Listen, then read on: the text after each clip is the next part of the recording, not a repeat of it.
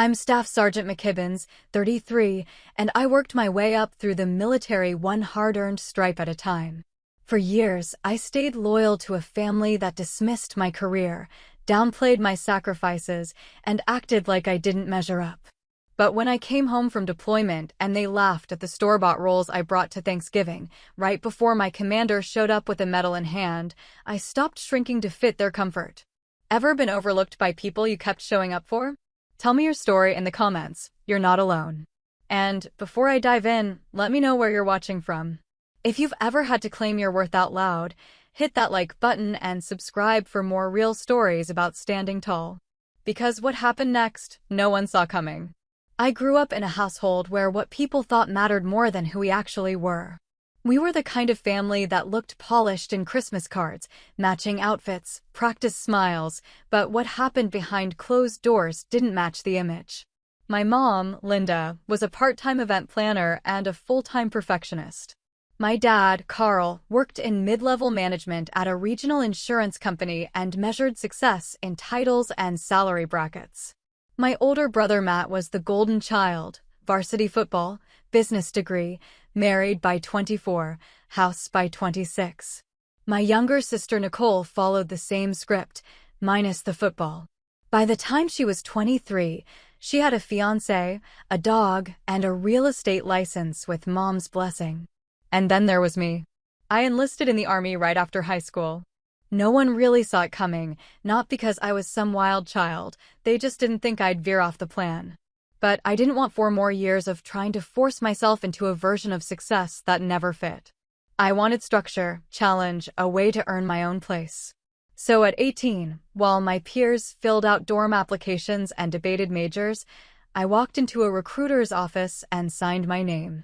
When I told my family over dinner, my mom didn't say anything at first. She just blinked, then reached for the wine bottle.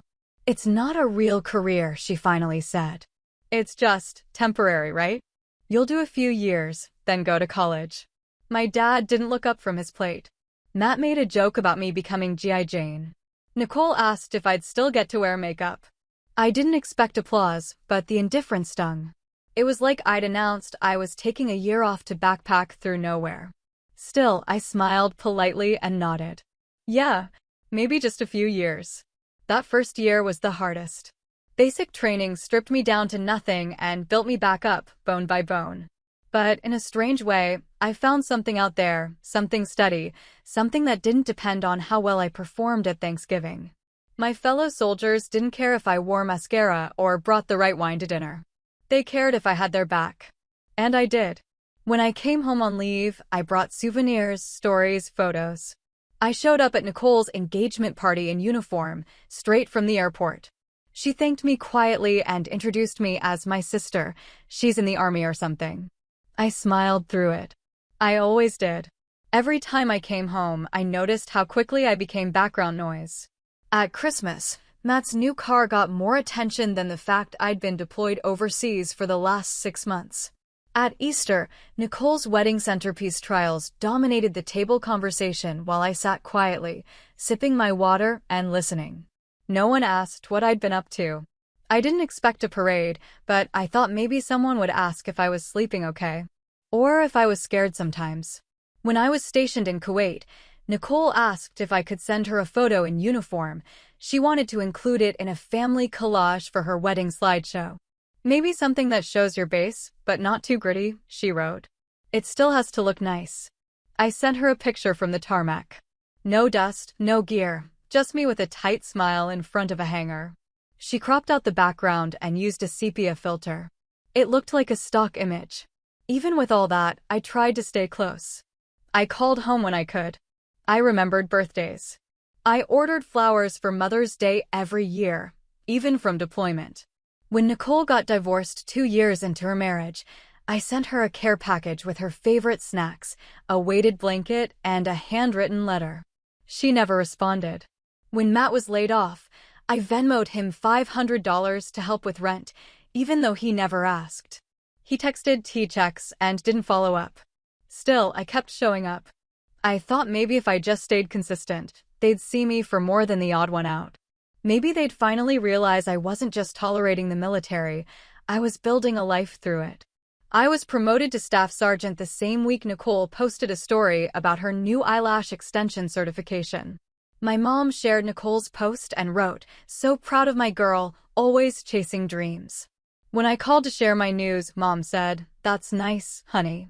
But when are you going to start thinking long-term?" What she meant was, when are you going to become someone we understand? The funny thing is, the military was the most long-term commitment I'd ever made.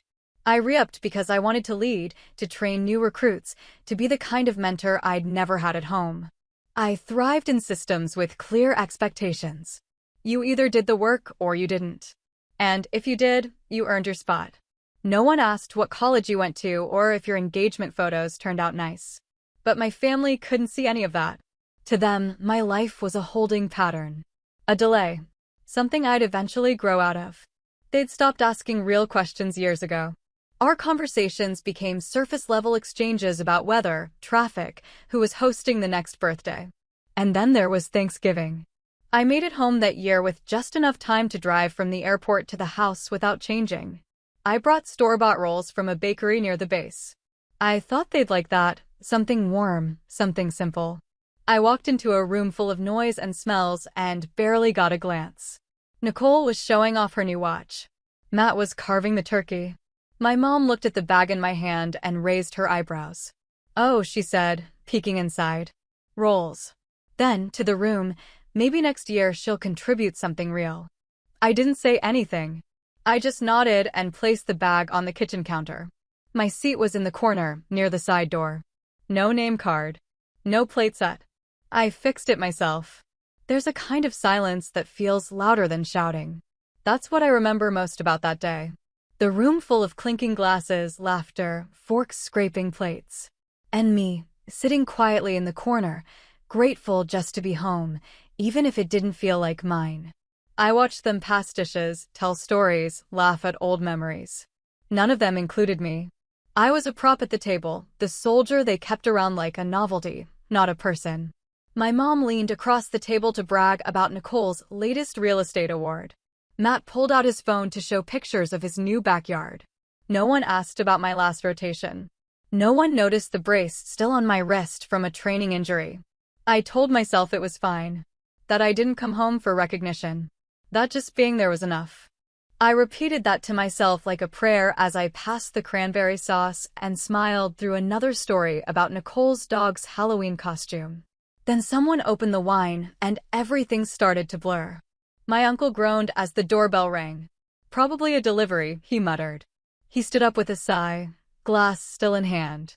I didn't think much of it until I heard the voice in the hallway. "Staff Sergeant McKibbins?" Every fork froze midair. I stood slowly. My commander stepped into the dining room, full dress uniform, holding a black velvet case. His boots echoed against the hardwood.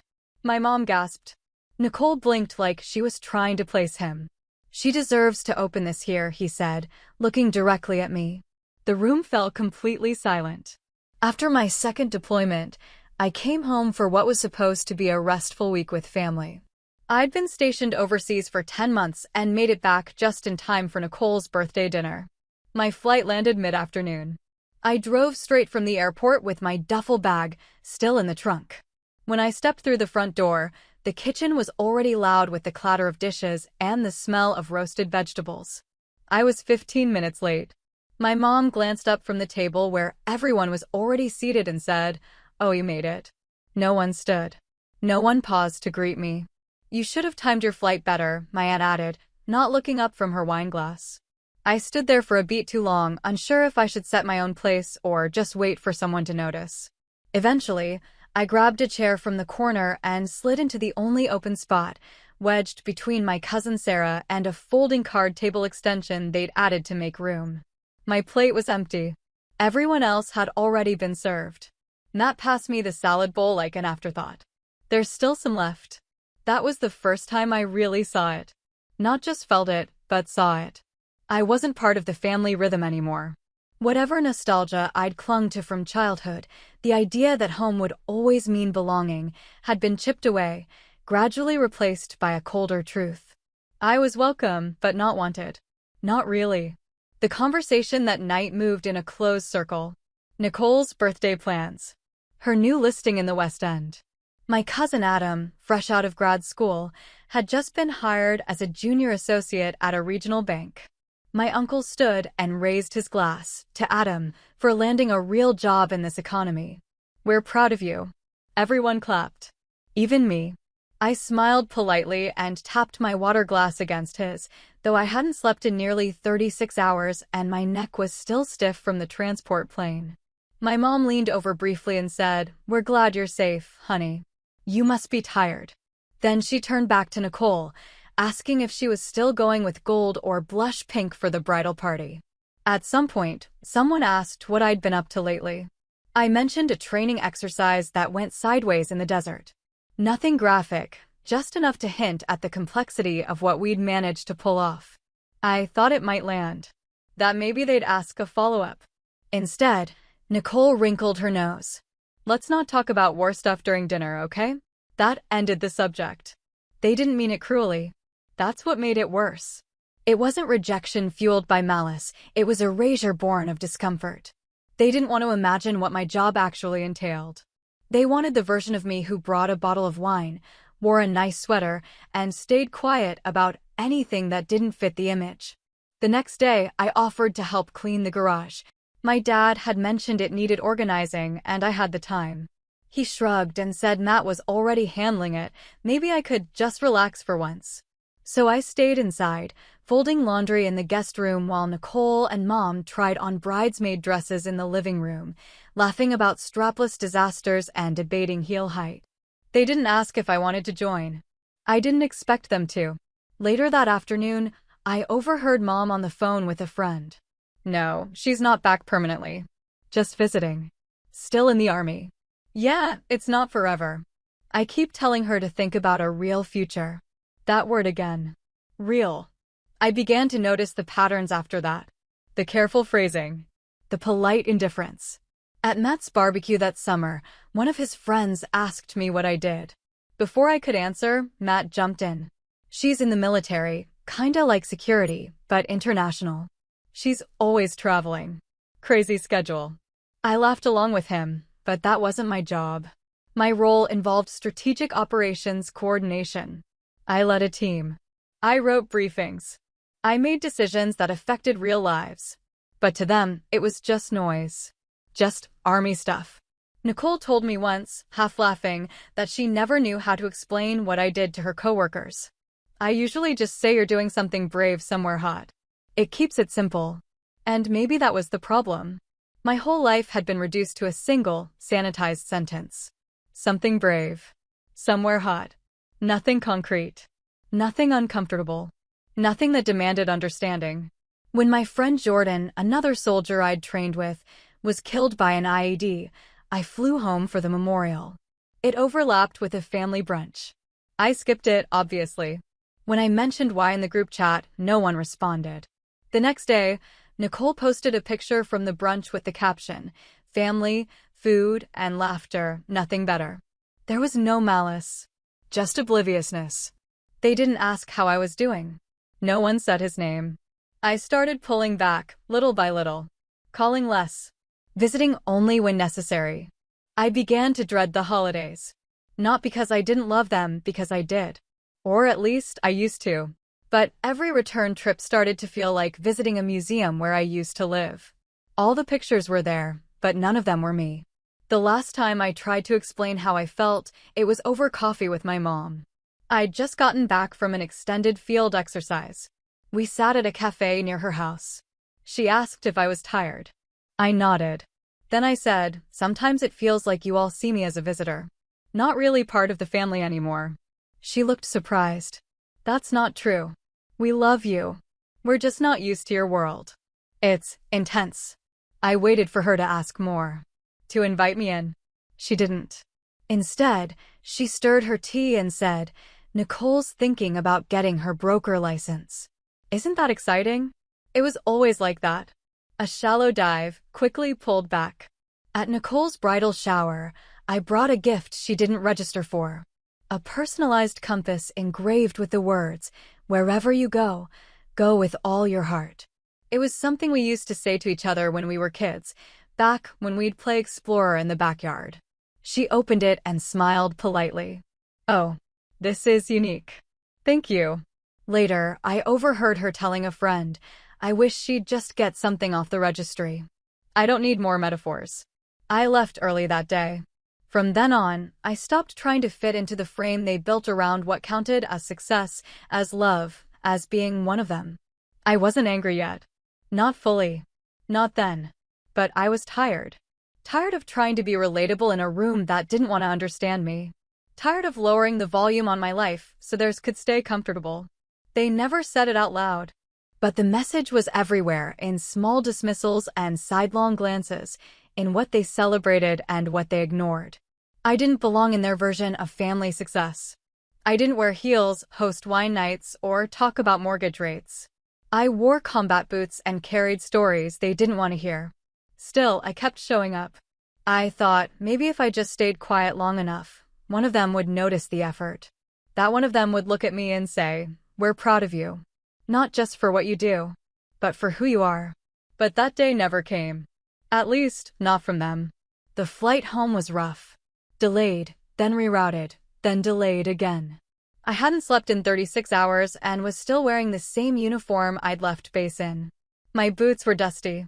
My wrist was sore from a minor sprain I hadn't bothered getting checked. But I made it. Thanksgiving was the one holiday I'd always tried to make. Birthdays came and went. I missed Nicole's wedding. I sent gifts for Father's Day and skipped most 4th of July cookouts. But Thanksgiving? I made the effort. No matter where I was stationed, I found a way to get home, even if it was just for a few hours. This time, I just completed a training rotation that pushed my limits in every direction. It wasn't glamorous, and it definitely wasn't safe. It was the kind of work that doesn't show up in family photo albums. But it mattered. When I walked in the door, no one looked up. Nicole was in the kitchen arranging cheese cubes on a wooden tray shaped like a leaf. Matt was scrolling on his phone at the table. My mom was taking something out of the oven. The house smelled like cinnamon and turkey, like every other Thanksgiving before, but there was no acknowledgement that I'd just come back from the other side of the world. I stood in the doorway for a moment, holding a paper bag with a dozen fresh rolls I'd grabbed from a bakery near the airport. Still warm. Not homemade, but not frozen either. It was the best I could do. "Hi," I said, setting the bag on the counter. "I brought rolls." My mom glanced inside the bag and let out a small laugh, the kind that stings more than it should. "Store-bought again," she said, not to me but to the room. "Maybe next year you'll contribute something real." My Uncle Darren, who'd arrived early and was already 2 glasses of wine in, chuckled. "I mean, you've had enough years to get it together." The words hit harder than they should have. Maybe it was the exhaustion. Maybe it was everything that came before. But in that moment, I felt the distance between us become something solid. Tangible. Like a wall I hadn't noticed was being built brick by brick. I didn't say anything. Just nodded, pulled a chair from the dining room, and sat down near the edge of the kitchen. No one moved to help unpack my bag. No one asked how the flight was. I folded my hands in my lap and told myself to be grateful. To not make this a thing. Nicole walked by with a tray and said, "Can you move your boots? You're getting dirt on the floor." I slid my feet back under the chair. Dinner was served 20 minutes later. My place setting wasn't set. I made one for myself. Forks didn't match, but I didn't care. The table was loud with conversation, football, wedding planning for one of my cousins, property values, interest rates. I recognized none of it. No one asked about my deployment. No one mentioned I'd been gone for most of the year. At some point, my aunt started talking about her neighbor's son, who had just passed the bar exam. Everyone clapped. "That boy really turned himself around," she said. "Remember when he used to get suspended all the time?" "Shows what a little structure can do," Matt added. "Some people just need to stop drifting and get serious." I didn't say anything. I cut my turkey into tiny pieces and focused on not clenching my jaw. Later, when dessert was brought out, my cousin Adam pulled out his phone to show everyone a video of his office surprise party for his promotion. He worked at a local bank. Nothing flashy, but apparently the cake was themed and there were party hats. We toasted with sparkling cider and everything, he said proudly. My uncle raised his glass. To Adam. For doing it right. Everyone drank. I didn't. Then Nicole, already 2 drinks in, looked over at me and said, "You're still doing army stuff, right?" I nodded. Is that even sustainable? Like, don't you get tired of always being gone? I do get tired, I said carefully. But it's my job. She blinked, then turned back to the table. I'd be exhausted. I need my sleep. My dad finally looked up from his plate. So, what exactly are you doing now? Still moving boxes or whatever? It wasn't a question. It was a reminder. Years ago, during a temporary posting, I'd mentioned helping manage logistics for incoming supply loads. Somehow that became the family shorthand for everything I did. Moving boxes. As if I worked in the back room of a grocery store. I looked at him and said, actually, I was overseeing training for Allied Unit Coordination and Crisis Response. I've been running a joint readiness program with 3 other countries. He raised his eyebrows like I'd just said I was building rockets. Huh, he muttered. Then turned back to his green beans. The silence that followed was worse than mockery. It was complete dismissal. By the time we moved to the living room, I was done speaking. I sat quietly, watching them laugh at old family videos that I wasn't in. Nicole paused one clip and said, "Look how cute I was. Remember that trip to Cape Cod?" I didn't remember. I wasn't there. I was in basic training. I looked at my phone. No messages. No missed calls. The one friend who usually checked in during holidays was on a rotation herself. I thought about stepping outside, but it had started to snow, and my coat was still in the car. I stayed planted in the armchair by the window, nursing a glass of water and trying not to look at the clock. I reminded myself that this was temporary, that I had a flight out in 3 days, that I could survive this the way I'd survived other things. But then, as the night wound down and people started loosening belts and unbuckling shoes, my uncle brought up the high school's Veterans Day assembly. They had a Marine come speak this year. Great guy. Real hero. Got shot in the leg, still walks with a limp. You could just tell, he'd seen stuff. It was moving. That's nice, my mom said. We should have more of that. So many people don't appreciate what service means. Then she looked at me like she'd remembered something vaguely relevant. Didn't you say you did something with a base in Texas last year? I blinked. That was 3 years ago. She nodded absently. Well, still counts, right? Everyone nodded along. Still counts. That night, I sat awake in the guest room staring at the ceiling. There were Christmas lights strung up around the window, blinking softly in red and green. The bedspread was a floral print I didn't recognize. I wasn't sure the last time I'd actually been assigned this room. It used to be mine. Or at least, it had a long time ago. Before it became the extra space. Before I became the extra person. My duffel sat in the corner, half unpacked. I looked over at the uniform I'd worn home, folded neatly on the chair. My name was still stitched across the chest. My rank was visible, clear as day. And yet, sitting in that house, surrounded by people who knew everything about each other and nothing about me, I had never felt more invisible. They didn't see me. Not really. Not who I'd become. Not what I'd given up. Not the things I carried every time I walked through that door pretending I wasn't disappointed. They saw the girl who brought store-bought rolls. Who hadn't settled down. Who hadn't conformed. And that was the night it finally sank in. They were never going to get it. Not because they couldn't. Because they didn't want to. And that betrayal, quiet, consistent, and wearing the face of family, cut deeper than anything else I'd faced in uniform. I lay awake in the guest room for hours that night, the cheap ceiling fan clicking softly with every rotation. The sheets smelled like lavender, probably from whatever detergent my mom used, and the mattress had that stiffness only spare beds do, the kind that remind you you're not staying long. I tried to close my eyes, but every time I did, that laugh echoed in my head. Maybe next year you'll contribute something real. I kept replaying it over and over. The tone. The way the whole room just moved on like it wasn't a big deal. My uncle's snort. My dad's silence. Nicole's smirk when I quietly slid the bag of rolls into the corner like it had embarrassed everyone. It wasn't about the rolls. It never was. I thought about everything I'd done that year alone. The days I spent running drills in full gear under a sun so hot it made the air ripple. The nights I slept in a cot next to a generator, writing letters by headlamp to the family who never wrote back. The months I spent watching over newer recruits, keeping them from making mistakes they wouldn't come back from. And then I thought about the people I'd lost. About Sergeant Cruz, who had a daughter just starting kindergarten. About King, who never made it to his third deployment. About how every time I'd sat through another funeral in a pressed uniform, I'd wondered if anyone at home could begin to understand the weight we all carried, even in silence. But none of that counted here.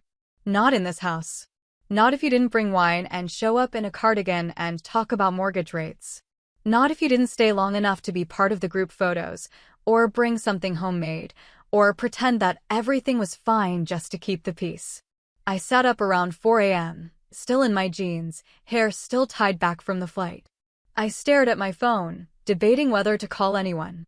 I had a friend back on base who would have answered, no matter what time it was. But I didn't want someone who'd just agree with me. I wanted someone who'd understand. So I called my commander. It rang 3 times. Then his voice came on, groggy, but alert in that way military people learn to be, even when half asleep. McKibbins. I'm sorry. I know it's early. He exhaled. You all right? And that's when I started talking. I didn't plan it. I didn't even realize how much I had to say until it all came pouring out. I told him about the roles. About the dinner. About how they made me feel like a stranger with bad manners who didn't belong. I don't remember everything I said. Just that my voice cracked more than once and that I kept apologizing for sounding dramatic. I remember one sentence clearly, though. I said, "It's like nothing I do matters unless it comes with a casserole dish and a good photo angle." There was a long pause. Then he said quietly, "They don't get to define your worth. You hear me?" I nodded even though he couldn't see me. But maybe, he said, after a moment, maybe it's time they see it. I laughed once dryly. Yeah, well, seeing it hasn't worked so far. Then make it unmistakable. He didn't offer advice about forgiveness. He didn't tell me to be patient or to have a thicker skin. He didn't minimize it or try to reframe it as a miscommunication. He just sat with me in that space, the one where disappointment turns into something more bitter, something harder to name. He didn't flinch from it. Before we hung up, he asked when I'd be home again. I told him Christmas was probably out, but I'd likely be around for Easter. Then I hesitated and said, "But they really show up for Thanksgiving." He made a sound like acknowledgement. All right then. We'll talk soon. That was it. No promises. No plan. Just a quiet understanding left hanging between us like a closed file. The next day, I got up late and skipped breakfast. The house was mostly empty. Nicole had gone to the gym. My dad was at the hardware store. My mom was outside in the yard adjusting one of the decorations on the porch. I walked past her without saying much and took the car for a drive. I didn't have a destination in mind. I just needed to move. I ended up at a small overlook on the edge of town. We used to go there as kids before it was redeveloped into a scenic pull-off. I parked and stared at the trees, still half covered in brittle fall leaves. The wind was sharp and smelled faintly like wood smoke from somewhere nearby. I pulled out my phone and opened the Notes app. I started listing things. Not in any particular order. Just things. Places I'd been. Ranks I'd earned. People I'd helped. Lives I'd watched change. Missions I'd finished. Moments I'd nearly broken and didn't. By the time I stopped typing, it was a scrollable list. None of it had ever been mentioned at dinner. I stayed there until my phone battery dipped into the red, then drove back and ate leftover stuffing from the fridge while standing at the kitchen counter. No one asked where I'd been. That night, Nicole showed me a new video her friend had taken at Friendsgiving. Everyone was in sweaters. Someone had brought a homemade pie that collapsed in the middle. They laughed and toasted and posed. "See," she said, scrolling. "Real holidays. Not like ours." I nodded. Yeah, real nice. She didn't catch the sarcasm. She rarely did. That weekend, before I left, my mom offered me a container of turkey. It was in a mismatched Tupperware with a cracked lid. She handed it over like a peace offering and said, "Next time, Maybe you'll have time to cook something? I forced a smile. Maybe. She didn't hug me. I didn't offer. On the drive back to the base, I kept replaying that phone call. The stillness in his voice. The suggestion I hadn't seen coming. Maybe it's time they see it. I didn't know what that meant yet. I wasn't trying to prove a point. I wasn't planning anything. But when I got back and unpacked, I sent a quick message to confirm the date of the next Thanksgiving. Just a group chat reply when Nicole sent out the save the date text. Nothing dramatic. I included the time, the address. That was it. I didn't expect anything to come of it. But somehow a seed had been planted. Something unspoken. And part of me, tired, used to being overlooked, but still not quite defeated, wondered what it might mean if someone else said the things I never could. Not to defend me, but just to hold up a mirror. The rest of the year passed the way service years always do, fast and structured and heavy with responsibility. I threw myself into the work. Harder than usual. I picked up extra rotations. I stayed late when I didn't have to. I said yes to things I used to think weren't my problem. I didn't think about home much. I didn't call often. And when I did, I kept it light. Surface level. Short. But in the back of my mind, I held on to that phone call. That suggestion. That maybe, just maybe, someone outside of all of this might show up, not to fight my battles, but to quietly remind the people at that table who they'd been eating beside all these years. Someone who wouldn't flinch from the silence. Someone who might change the conversation without ever raising their voice. But even then, I didn't expect him to actually come. The weeks leading up to Thanksgiving were quiet. Busier than usual, but quiet. I kept my head down at work, said yes to extra shifts, stayed late when I didn't need to. I ran drills like they were personal. I volunteered for a weekend logistics review that nobody wanted to touch. Staying busy made it easier not to think too much. Nicole sent a group message mid-November with details for dinner. Same house, same time, same expected dress code, business casual but festive. I stared at it for a few minutes before typing back, "I'll be there." Then I turned off my phone and went back to work. I debated canceling. More than once.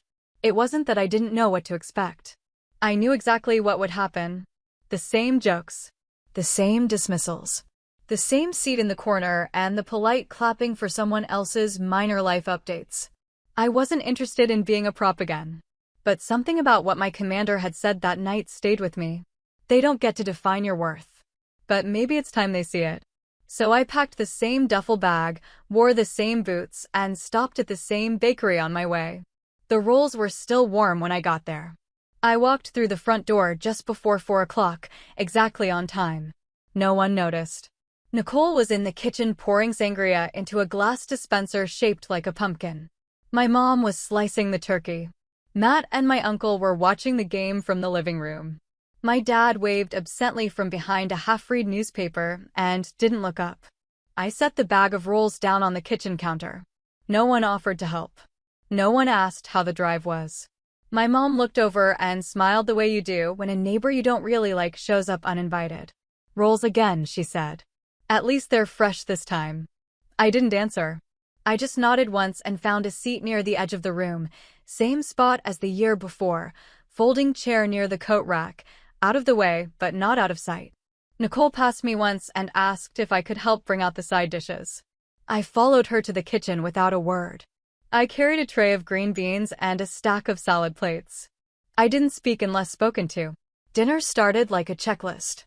Turkey, stuffing, cranberry sauce. Clinking forks, mid-level conversation. Nicole's friend had just gotten engaged. My cousin had a new job. The table buzzed with passive applause. No one asked me anything. I ate quietly. The rolls weren't even opened. Still in the bag, folded over in the corner of the counter like they were part of a joke nobody wanted to tell out loud. My dad made a comment about how tired the country was getting, all these people making noise online about things they don't understand. My uncle nodded along, adding something about kids these days. I sipped my water and looked down at my plate. The game came back on just as dessert was being served. My mom passed around store-bought pumpkin pie and a tub of whipped cream. I declined. No one noticed. Then the doorbell rang. It was abrupt, One loud chime that cut through the noise in the kitchen. My uncle groaned from the couch, not looking up. "Probably a delivery," he said, adjusting his waistband. I knew better. I stood up quietly and walked toward the front door just as my uncle opened it. And there he was. Full dress uniform. Pressed, polished, composed. My commander stood in the doorway like the house belonged to him. His cap was tucked under one arm, the other holding a black velvet case about the size of a shoebox. The front porch light made the metal pinned to his jacket shimmer slightly. My uncle blinked and took half a step back. "Can I help you?" he asked. "I'm looking for Staff Sergeant McKibbins." I stepped forward. "I'm here." He looked at me and nodded once. "You deserve to open this here." Behind him, I could see my neighbor's holiday lights blinking from across the street. The silence inside the house was immediate and complete. He stepped inside without waiting for permission. The sound of his boots on the tile echoed through the hall as he followed me to the living room. Nicole was frozen with a glass of wine in her hand. My mom stood halfway between the kitchen and the couch, her mouth slightly open. My dad had lowered his newspaper but not yet folded it. No one spoke. My commander stopped in the center of the room and turned toward me. "For your leadership during this year's multinational training initiative," he said, his voice clear and steady, "and for exceptional performance under pressure, above and beyond the call of duty, you've been awarded the Joint Service Commendation Medal." He opened the case and held it out to me.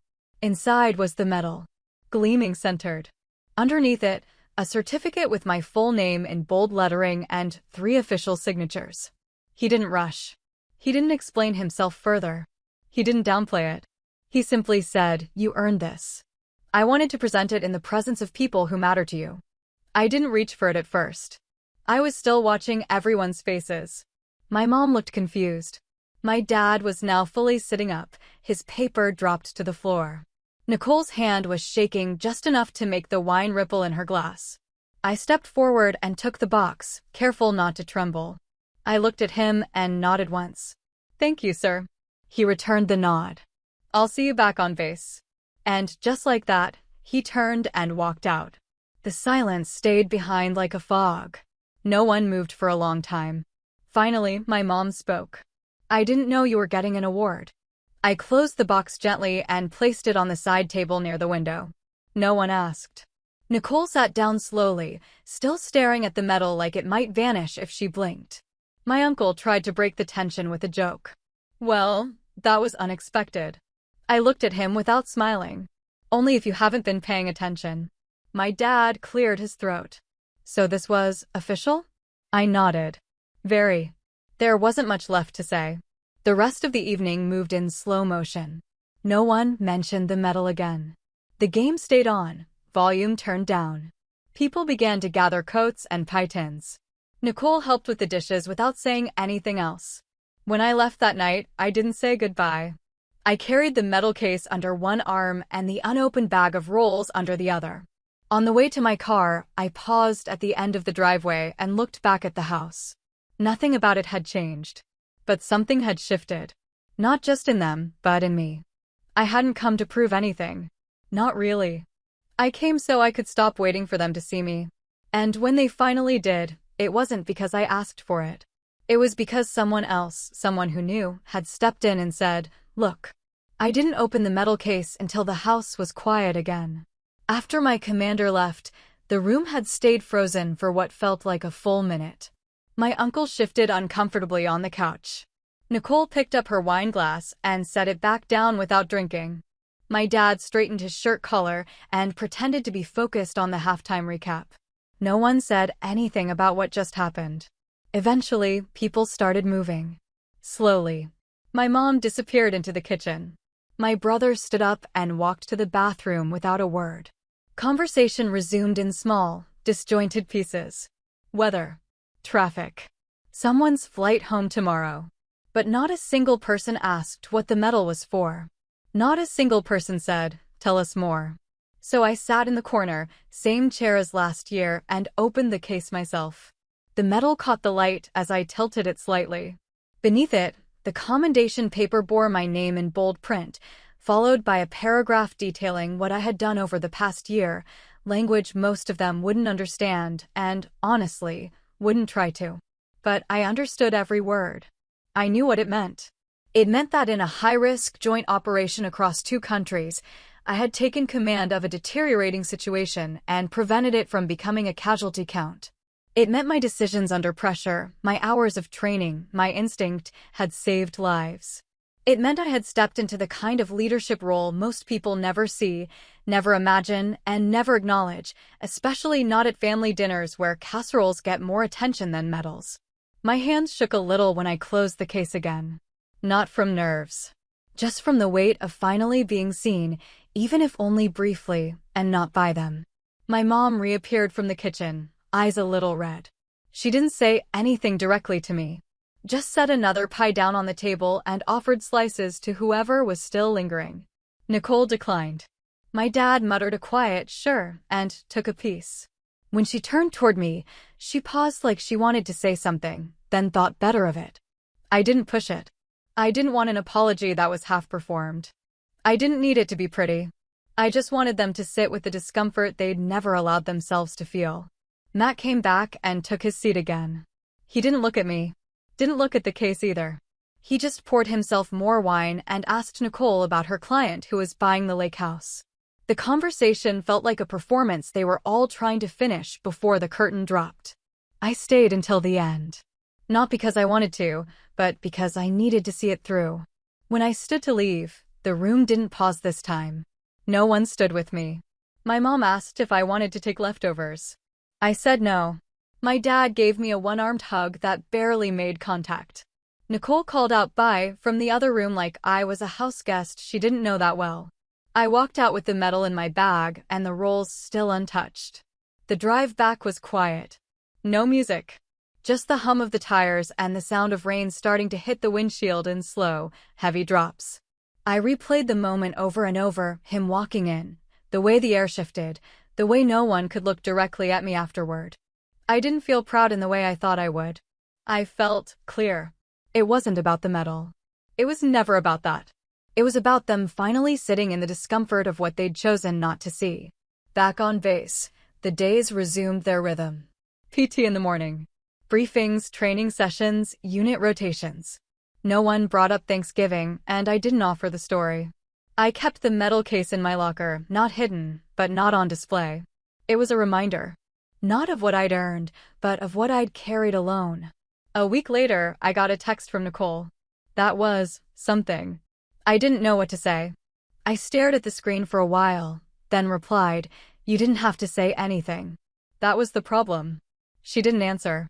My mom emailed me the next day with a forwarded link to a recipe for savory artisan rolls and a note that said, "Maybe we could make these together next year." I didn't respond to that either.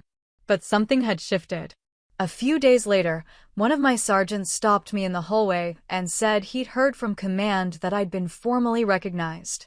He clapped me on the shoulder and said, "It's about damn time." I smiled. Thanks. That meant more than any store-bought pie or clumsy compliment ever could. By mid-December, word had spread through our unit. A few of the younger recruits asked what I had done to earn the commendation. I told them the truth, but I didn't inflate it. Just gave them the facts and reminded them that leadership isn't about medals, it's about decisions. And consequences. And being willing to carry both. One night, I got called in to speak with a newer platoon member who was struggling with adjustment. He was 19, fresh out of basic, and quiet to the point of concern. I listened as he told me about feeling out of place at home. How his parents thought the army was just something he was doing to avoid community college. How none of his friends came to his graduation. How he thought maybe he'd made a mistake. I looked at him and said, "Sometimes the people closest to you aren't capable of seeing what you're doing. That doesn't make it any less real." He nodded, tears at the corners of his eyes he wouldn't let fall. "You show up anyway," I told him. "Not for them. For you." I don't know if it changed anything for him, but he stood a little straighter the next morning at roll call. In the weeks that followed, I stopped waiting for messages from home. I sent my niece a birthday card, answered a few family group texts, and left it at that. I wasn't angry anymore, not exactly. Just done trying to shrink my life to fit into a story they were comfortable telling. My story wasn't built for their comfort. It was built from long deployments, missed holidays, early mornings, and hard choices. It was written in sand and sweat and silence. And if they didn't know how to read it, that was no longer my burden to carry. Around New Year's, I got a small package in the mail. No return address. Inside was a folded note and a frame. The note read, "For your wall, if you ever decide you want to hang it up, Jay." It was my commendation, reprinted on thick cardstock and matted professionally. The frame was plain but solid. I set it on my desk for a few days before finally mounting it on the wall above my bookshelf. Not because I needed the recognition, but because it belonged to me. Every once in a while, I still think about that moment in the dining room. The way the room stopped breathing when my commander walked in. The way the metal gleamed under the chandelier.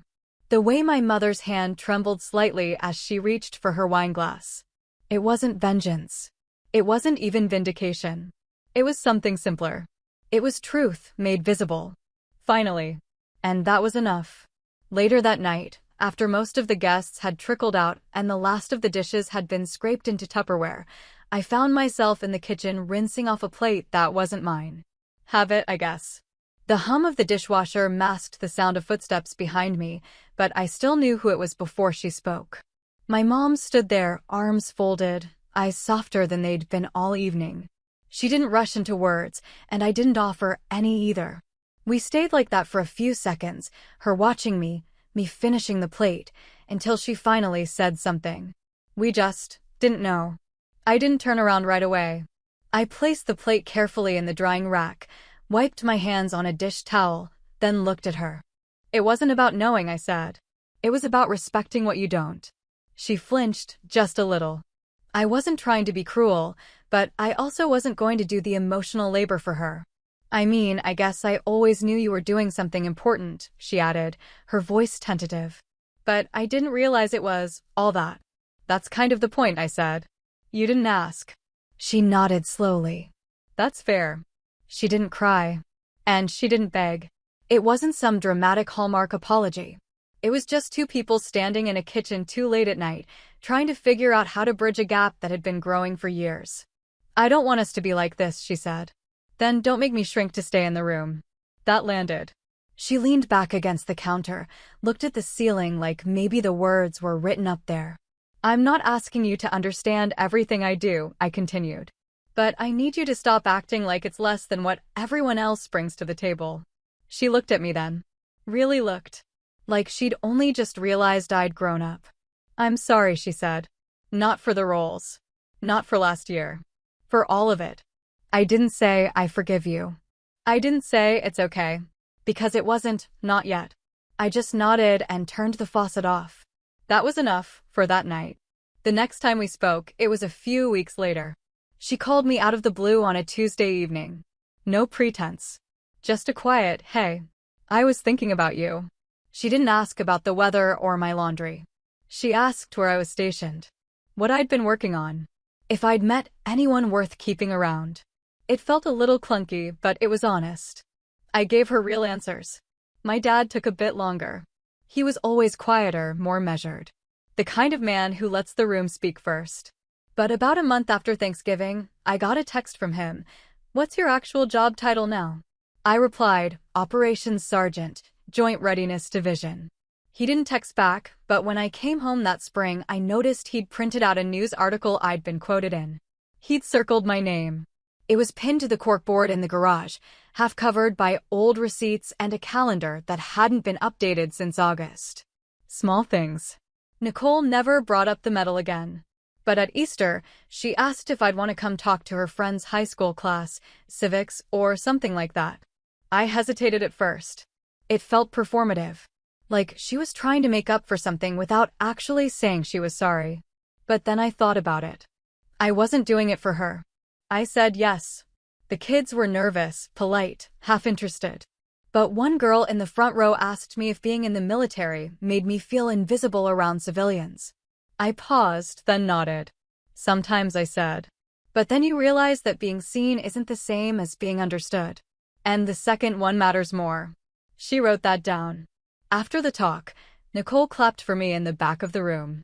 She didn't say much, just handed me a coffee afterward and asked if I wanted to ride with her back to the house. I said sure. We talked about our childhood on that drive. About how we used to make up games in the backyard and hide under the porch when it rained. She said, "You were always the brave one." I looked at her. "You never said that before." She shrugged. "Maybe I should have." The thing about rebuilding is that it never looks like a grand gesture. It looks like slow mornings and quiet questions. It looks like not being interrupted when you speak, or being asked to explain something without the expectation that it'll be dumbed down. It looks like space being made, real space, not performative space. I still didn't go home every holiday. I didn't force myself to show up out of guilt or obligation. But when I did, things felt a little different. One night that summer, I sat on the back porch with my dad while he grilled. He didn't say much until he handed me a beer and pointed toward the metal case I'd left on the kitchen table earlier. "You ever gonna hang that thing up?" he asked. I smiled. "Maybe." He nodded. "You should." That was it. But it meant more than any toast or group text ever had. I no longer needed to be understood by them to understand myself. But the difference now was, they were trying.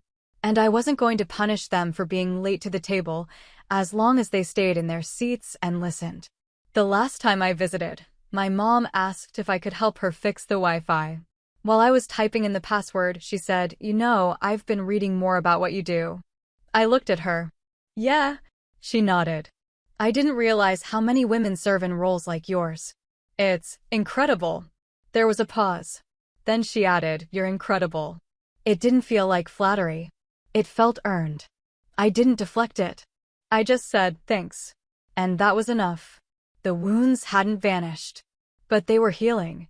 Not through apologies, but through effort. Not through performance, but presence. I stopped walking into rooms worried I was taking up too much space. I stopped folding my accomplishments into bite-sized pieces they could digest. I let them sit with the fullness of who I was, and I watched them adjust. They still have moments. They still slip.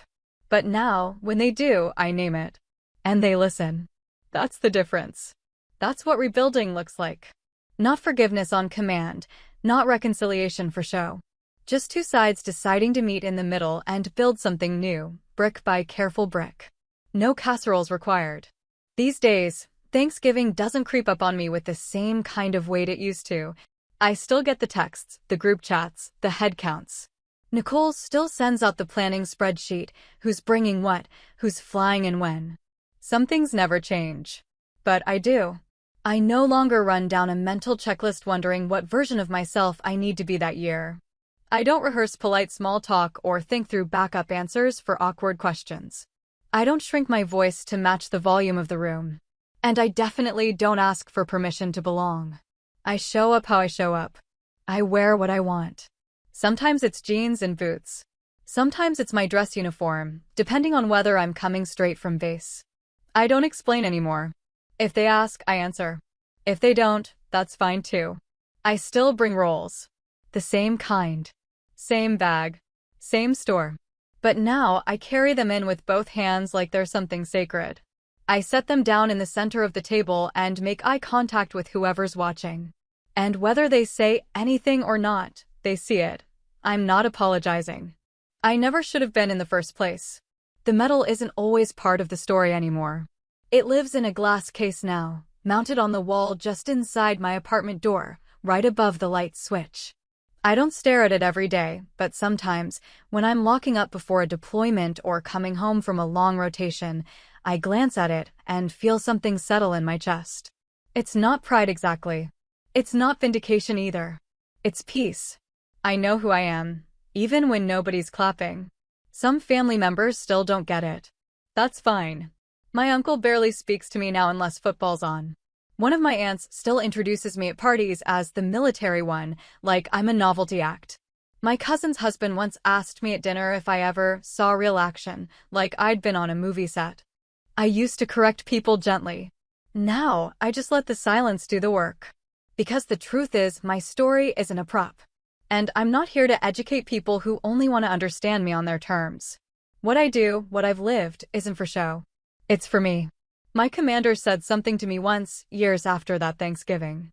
We were at a promotion ceremony for one of my juniors. I was in the back, off to the side, clapping with the others.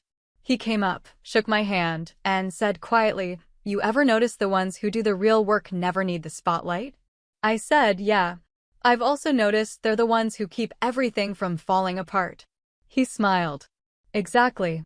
It's stuck with me. Recognition matters. It does. But only when it comes from the right places. From the people who've seen you in the dark. The ones who know what it costs to stand upright when everything's pulling you down. Who understand that showing up, over and over, even when you're overlooked, that's its own kind of legacy. I don't need my mom's approval anymore. Or my dad's awkward attempts at small talk. I don't wait for Nicole to tell me I'm impressive, or for my extended family to ask real questions about what I do. If they do, great. If not, I'm still whole. That's the difference now. It's not that I don't care. It's that I stopped needing them to care in order to believe in myself. I've built something bigger than their recognition. A career. A reputation. A record. A name that carries weight in rooms they'll never step into. I've trained people who now train others. I've led teams in high-stakes environments, made decisions that saved lives, and stood between chaos and order more times than I can count. I used to wonder why none of that translated in family settings. Why medals didn't hold as much power as marriage announcements or homemade desserts. Why my years of service were still being weighed against casseroles and promotions in office parks. Now I understand. People only see what they're willing to look at. And if they need you to be small so they can stay comfortable, they'll keep their eyes shut and call it balance. But you don't have to stand in that darkness with them. You get to step out. And I did. Now, I measure Thanksgiving by different markers. Not by who compliments my outfit or whether someone comments on the rolls, but by how I feel walking in and how I feel walking out. Am I smaller? Quieter? Numb? If the answer is no, then I'm doing just fine. Last year, my niece, she's 10 now, asked if I would come to her school for Veterans Day. She wanted to show her class someone real, who'd been in the military. I said yes before she finished the sentence. When I showed up, she ran up to me in the hallway, grabbed my hand, and said, "You're the coolest person I know." That moment? That was everything. It reminded me that the impact I make doesn't have to come with applause. Sometimes, it's just being seen, really seen, by someone who's still learning what courage looks like. And I get to be that image for her. That's the legacy that matters to me now. Not the family dinner dynamics. Not the approval I used to beg for in subtle ways. But the knowing, deep and steady, that I have nothing left to prove. So yes, I still go home sometimes. I still sit at the same table. I still pass the cranberry sauce and ask about jobs and neighbors and the same recycled stories. But now I sit with my shoulders back. And when the moment comes, when the rolls are served, I lean in just a little, smile, and say, I brought those. Not as a peace offering. Not as a placeholder. As a reminder that I don't need a homemade dish to justify my place. I earned it long ago. And now I bring my whole self to the table, store-bought rolls and all. Have you ever had to prove your worth to people who should have already seen it? Or walked into a room knowing you didn't need anyone's approval anymore? Let me know in the comments. I'd love to hear how you handled it. And if this story hit close to home, make sure to like, share, and subscribe for more true stories about setting boundaries, owning your story, and showing up on your terms.